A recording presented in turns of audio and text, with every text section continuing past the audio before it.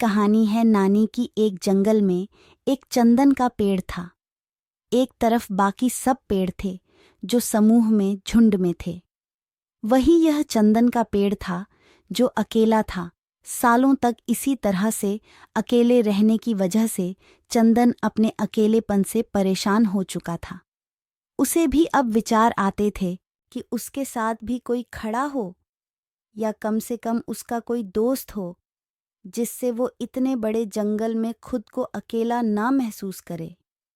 एक दिन उसने अपने सामने कुछ अंतर पर खड़े पलाश के पेड़ से कहा, तुम तो दिखने में बहुत सुंदर हो। तुम्हारे कितने सुंदर फूल हैं। मुझे पता है तुम्हारे कई सारे मित्र होंगे, लेकिन अगर तुम चाहो तो मैं भी तुम्हारा मित्र बनना चाहता हूँ।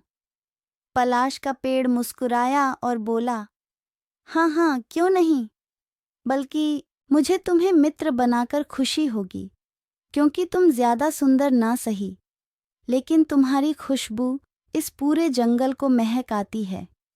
तुम्हारी वजह से हमारे आसपास की हवा खुशनुमा रहती है और हमारा दिन अच्छा गुजरता है। पलाश की मीठी मीठी बातें सुनकर चंदन के पेड़ को बहुत अच्छा लगा। उसे लगा कि आखिरकार वह अब अकेला नहीं रहेगा और पलाश उसका सच्चा मित्र बन पाएगा। लेकिन वह कितना गलत सोच रहा था, यह उसे अपने भविष्य में पता चलने वाला था। एक दिन एक लकड़हारा पलाश के पेड़ की छाया में आराम कर रहा था। लकड़हारा काफी चिंता में दिखाई दे रहा था। पलाश ने उसे उसकी चिंता का कारण पूछा तो लकड़हारे ने उसे बताया कि वो जंगल से सूखी लकड़ियां काटकर उन्हें बाजार में बेचता है और उनसे पैसे कमाता है, और इस तरह से वह अपना घर चला पाता है। लेकिन आज पूरा दिन जंगल में घूमता रहा, फिर भी उसे कोई भी सूखा पेड़ नहीं मिला जिसकी लकड़ियों को वो काट सके। आखिरकार थककर वो यहाँ आराम करने बैठ गया। पलाश लकड़हारे की बातें सुनकर बोला, बस इतनी सी बात?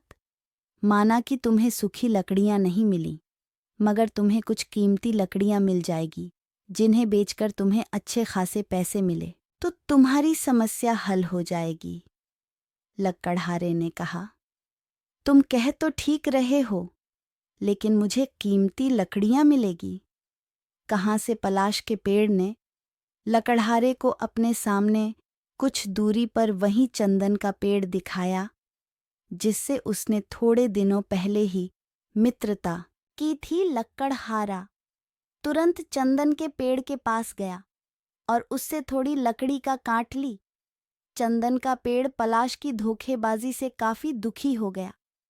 उसने सोचा कि उसने पलाश की ऊपरी सुंदरता देखकर उससे दोस्ती की, इससे अच्छा वह उसको भीतर से जानने के बाद दोस्ती करता तो अच्छा होता।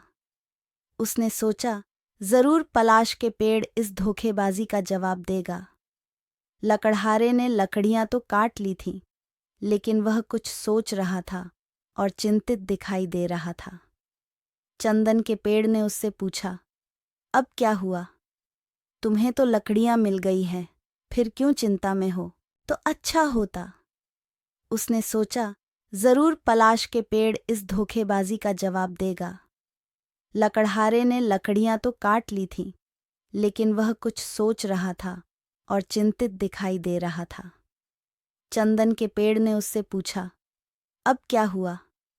तुम्हें तो लकड़ियां मिल गई हैं, फिर क्यों चिंता में हो? अच्छी रस्सी की तरह मजबूत होती है। उनका इस्तेमाल करके तुम लकड़ियां बांधकर अपने घर तक ले जा सकते हो। लकड़हारा चंदन के पेड़ के दिए सुझाव से खुश हो गया और तुरंत पलाश के पेड़ को जड़ से उखाड़कर उसकी जड़ों को रस्सी की तरह इस्तेमाल करके लकड़ियों को बांधकर अपने घर लौट गया।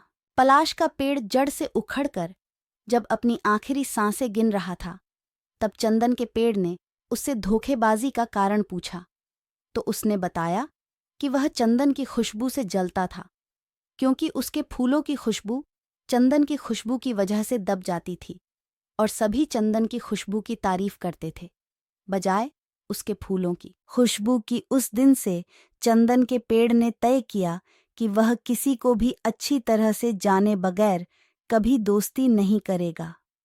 उसे ये भी समझ में आ गया कि दुर्जन के साथ से अच्छा अकेला रहना ही होता है। तब से चंदन का पेड़ जंगल में अकेला ही रहता।